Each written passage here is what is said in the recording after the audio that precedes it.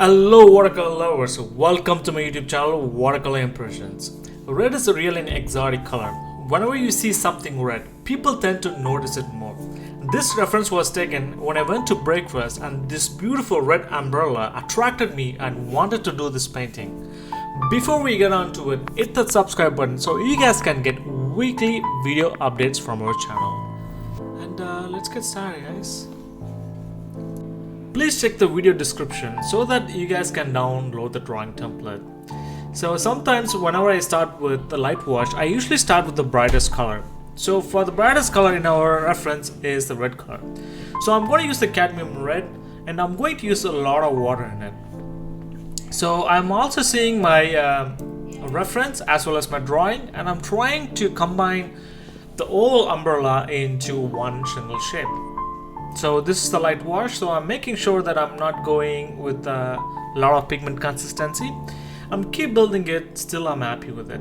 But in the front I'm just adding some more red because usually things in the foreground tend to get vibrant. Now let's jump onto the sky. For the sky I'm trying to keep it minimal because my vision for this painting is to get that umbrella in the foreground to be vibrant as possible. So for the darker clouds I'm using Winsor violet and a little bit of cobalt blue in it. So after that I'm taking cobalt blue in my brush and I'm just trying to combine that shape with the darker cloud and the lighter cloud. I'm also leaving some white bits here and there, and I'm taking it all the way down, and I'm also making sure not to go over the umbrella as well. So I'm also adding some pigment consistency with cobalt blue, and I'm just going to bring it all the way down till the end. Once I'm happy with the sky, I went and filled some of the areas in our painting based on the colors what I've seen in the reference.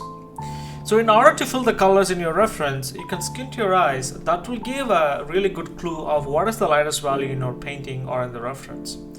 While doing this process, make sure to simplify your shapes as much as possible, because if you want to paint as it is, it's going to take forever and might as well do it in oil.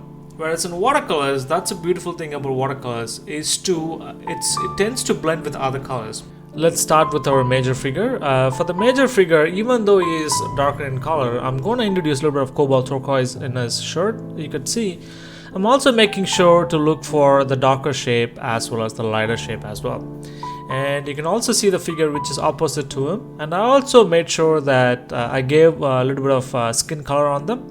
For the skin colors, I usually use cadmium orange, burnt amber or raw amber, and use a little bit of Chinese white in it. For the trees first wash, I used cadmium yellow. So now I'm jumping onto the mid value. For the mid value, I'm using Cerulean Blue and cadmium yellow in it so that I can introduce a little bit of mid values for the trees, and I'm keep building up the pigment. I'm also making sure to leave some highlights for the signboard which is on the right hand side. And I'm also not making sure not to go to the umbrellas which is in the foreground. I'm keep building it. I all the way took it to the top, and I also make sure to leave some gaps for the pole which is on the right hand side. So now I flip the canvas. Now I'm going to introduce a little bit of darker tones now. So for the darker tones, I'm using French Ultramarine blue. The reason being, I turned the canvas upside down because once I paint, the colors from the bottom blends with other colors by itself, and it gives a beautiful illusion of colors once it dries out. I want to even go darker at the bottom, so I introduce a little bit of Payne's gray. So we are almost at the end of our first wash. As you can see, our first wash is officially done. Let's introduce a little bit of mid-tones and a little bit of darker tones in the foreground. For the darker tones, I'm going to combine as much as possible the darker values together so that it's easy to control it. So for example, for the chairs, even though the chairs have a lot of details, I simplified in a way that it's easy to paint as well. So I'm introducing a little bit of burnt amber and a little bit of cadmium orange in it. So I'm taking a little bit of a bigger brush and I'm going to go darker from the foreground to the midground. So I'm mixing burnt amber and a little bit of NeutralTint, and I'm keep building it till I'm happy with it. And I'm also splattering some water here and there to get some textures. And you can see I'm taking red and burnt amber and I'm just combining all this into a single shape. And since a lot of pigments is collecting at the bottom, so I'm going to flip the canvas and I'm going to let it blend it through for a little bit. So I'm taking my clean brush and I'm seeing my perspective lines and taking off some of the paint so that I can introduce a little bit of light at the end. And I'm also taking pure pigment of Payne's Gray, and I'm adding the differentiate between the wooden planks there as well. So once I'm happy with it, let's jump on to the right hand side. So the right hand side looked really weak, so I'm going to introduce a pathway, a traffic pathway. So I use NeutralTint and I left some whites for the pedestrian walk. So the figure in the background quite bright quite a bit. So I'm going to introduce a little bit of cadmium orange, and I'm going to a little bit of give Chinese white in it, because she have like a lighter value at the background. So the major figure who is sitting in the foreground, his values got lighter too, so I'm going to glaze over with French Ultramarine Blue, and I want to create the shadow peeking through as well. So now I'm taking pure pigment, I'm adding some details for the chairs here and there. I'm not trying to go overboard with it, and once I'm happy with it, now let's jump on to adding some street poles, which is on the left hand side. For the street poles, I'm using pure neutral tint. When you're doing street poles, make sure you be aware of perspective, and I've done a lot of complicated paintings, and one of the struggle I have with is painting street poles, because sometimes my dexterity doesn't allow me to paint straight lines. So I'm still practicing it, so be aware of it. If you're not getting it, that's fine.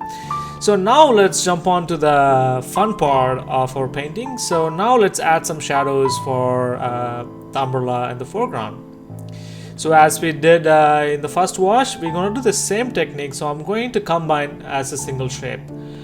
For the red, I'm using pure pigment of cadmium red, and I'm keep building it up.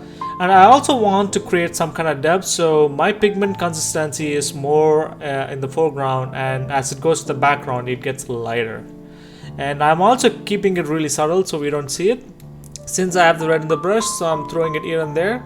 There's also a red detail on the chair, so I'm also adding that as well, so that it gives a little bit of unity in our painting as well.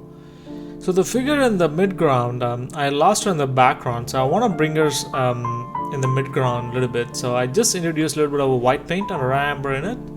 So I brought them a little bit in the background. So once I'm happy with it, there is a pole on the right hand side. I kept that because I want to, it also gives the illusion of shadow and light in our painting. So I'm adding the darker value now, and I'm making sure I'm not going over that umbrella.